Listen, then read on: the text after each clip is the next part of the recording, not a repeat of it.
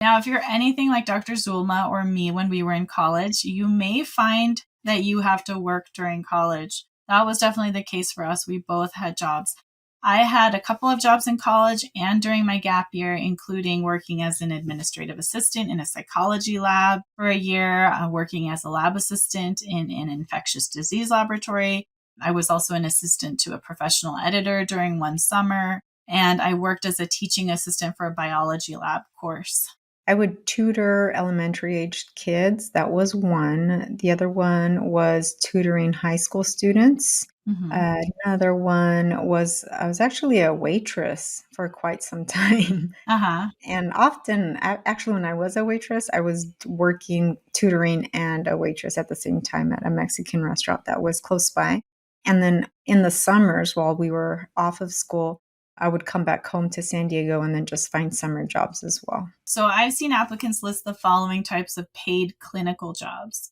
Working as a scribe, which is a person that works next to a doctor and helps document the doctor's interactions with the patient. Working as a medical assistant. This can be at a family medicine clinic or at a specialty clinic. Working as a phlebotomist, which is someone who helps to draw blood, either at a clinic or a hospital or a plasma center. Working as a medical interpreter. Working as an administrative assistant or office manager at a clinic and helping to coordinate like care for patients and referrals and all of those things. Working as a veterinary technician, which may not be directly relevant, but there is some overlap there.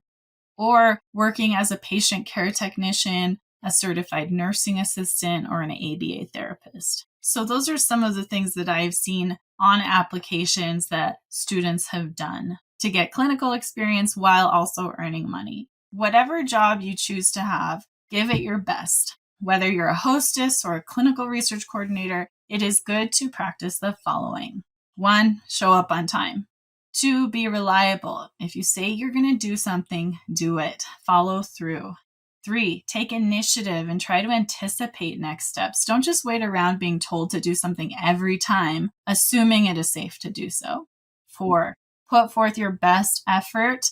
Even if it isn't perfect, do your best. And the more you try and the more effort you put forward, the better you're going to get. 5, be open to feedback and ask for feedback often so that you can continue to improve. 6, develop your skills of working on a team. Dr. Z, you mentioned working as a waitress really helped you to develop your teamwork abilities because after all, being a doctor involves working on a team. And finally, respect your coworkers and boss. These are just some like general guidelines about any job that you take. It's good to practice these things.